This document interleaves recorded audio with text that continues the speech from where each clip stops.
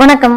ரொம்ப அழகாக இருக்கக்கூடிய தாமரை மலர் இந்தியாவுடைய தேசிய மலராக இருந்தாலும் இந்தியாவில் இருக்கக்கூடிய ஒவ்வொரு பெண்களும் விரும்பக்கூடிய ஒரு மலர் என்ன அப்படின்னு பார்த்தோம்னா அது வந்து மல்லிகை மலர் தான். இந்தோனேஷியா, பிலிப்பைன்ஸ் மாதிரியான நாடுகளுடைய தேசிய மலராகவும் இருக்கு. அழகு மட்டும் இல்லாமல் நல்ல ஒரு வாசனையை கொடுக்கக்கூடிய இந்த மல்லிகை பூவை சீனர்கள் என்ன பண்ணாங்க, எப்படி பயன்படுத்தினாங்க அப்படின்னு பார்க்கறதுக்கு முன்னாடி நம்ம சேனலுக்கு இன்னும் சப்ஸ்கிரைப் பண்ணிக்கோங்க. பக்கத்தில் இருக்கக்கூடிய அந்த நோட்டிஃபிகேஷன் பெல் பட்டனையும் கிளிக் பண்ணிக்கோங்க. ரொம்ப அழகான இந்த மல்லிகை மலருடைய வாசனை தான் மனதை இழைக்க செய்யும் அப்படின்றது கிடையாது. இந்த மல்லிகை பூவினுடைய ஊழல் நீர் அப்படின்னா தேநீர் வந்து பார்த்தோம்னா நம்ம உடலுக்கு ஒரு அற்புதமான மருந்தாகவும் இருக்கக்கூடியது. இந்த மல்லிகை பூவை நம்ம ஒரு பூஜை பொருளாகவும் ஒரு அலங்கார பொருளாகவும் தான் அதிகமா பார்க்கறது உண்டு. ஆனா சீனர்கள் இதை என்ன பண்றாங்க அப்படின்னு பாத்தீங்கன்னா ரொம்ப விலை உயர்ந்த இந்த மல்லிகை பூக்களை தங்களுடைய உணவு பழக்கத்துல ஒரு தேநீராக பயன்படுத்துறாங்க. அதுதான் வந்து ஜாஸ்மின் டீ. நல்ல ஒரு மூலிகை தேநீர், விலை உயர்ந்த ஒரு தேநீராகவும் இது இருக்கு. பல விதமான நன்மைகளையும் பயன்களையும் கொடுக்கக்கூடிய ஒரு தேநீராகவும் இருக்கு. இந்த தேநீர் வந்து பார்த்தோம்னா கெஃபைன் இல்லாதது, உடலுக்கு ஆரோக்கியத்தை கொடுக்கக்கூடியது. அது மட்டும் இல்லாமல் உடலில் இருக்கக்கூடிய கழிவுகளை நீக்கிறதுக்கும் பயன்படுது.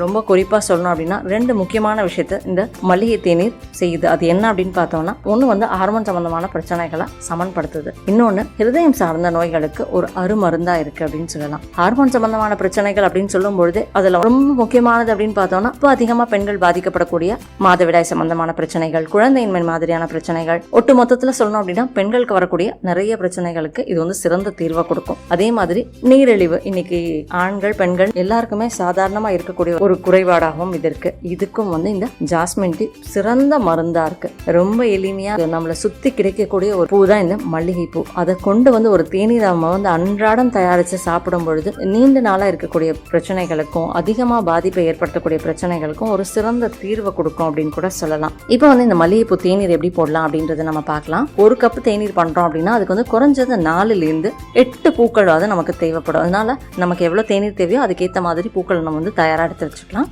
இதுல வந்து முக்கியமான ஒரு விஷயம் என்ன அப்படின்னு பார்த்தோம்னா, தேநீர் தயாரிக்கிறதுக்கு கடையில் வாங்குற பூக்களை நம்ம வந்து பயன்படுத்தக்கூடாது. ஏன்னா கடையில் வாங்கக்கூடிய அந்த மல்லிகை பூக்களில் பார்த்தோம்னா அதிகமாக ரசாயனங்கள், அது மட்டும் இல்லாமல் பூச்சிக்கொல்லிகள் ரொம்பவே அதிகமாக இருக்கும். அது வந்து உடலுக்கு தீங்கு விளைவிக்கக்கூடியது. அதனால வீட்டில் நம்ம வந்து மல்லிகைப்பூ செடி வச்சிருக்கோம், அதுல இருந்து நமக்கு பூக்கள் கிடைக்குதுன்னா அந்த பூக்களை பயன்படுத்திக்கலாம். அப்படி இல்லைன்னா இன்னைக்கு சந்தைகள்லையும் நிறைய வந்து காய்ந்த மல்லிப்பூக்களுமே நமக்கு கிடைக்குது, அதையுமே வந்து நம்ம பயன்படுத்திக்கலாம். நான் வந்து ஒரு 15 பூக்கள் எடுத்துக்கிறேன். மலர்ந்த பூக்களையும் எடுத்துக்கலாம், நாளைக்கு மலரக்கூடிய முட்டுகளையும் எடுத்துக்கலாம். இதுல வந்து தேவையான அளவு தண்ணி நான் சேர்த்துக்கிறேன். சேர்த்துட்டு நான் வந்து அடுப்பு கொதிக்க வைக்கிறேன். இது வந்து ஒரு கொதி வந்துடுச்சு அப்படின்னா அதுக்கப்புறமா ஒரு நிமிஷம் கொதிக்க விட்டாலே போதும். அதே மாதிரி கொதி வந்ததுக்கு அப்புறமா அடுப்பு அணைச்சிட்டு அதுக்கப்புறமா ஒரு 3-4 நிமிஷத்துக்கு இதை வந்து மூடி வச்சிருந்து நம்ம எடுத்தோம்னாலே போதும். ரொம்ப அதிகமா கொதிச்சிடுச்சு அப்படின்னா, ரொம்ப அதிகமான நேரம் இதை ஊறுச்சு அப்படின்னா ஒரு விதமான கசப்பு தன்மையை கொடுக்கும். அதனால அதை தவிர்க்கிறதுக்காக நம்ம இந்த மாதிரி பண்ணிக்கலாம். பொதுவாகவே இந்த மல்லிகை பூக்களுடைய நறுமணம் பார்த்தோம்னா நல்ல ஒரு அமைதியை கொடுக்கக்கூடியதாகவும் இருக்கும்.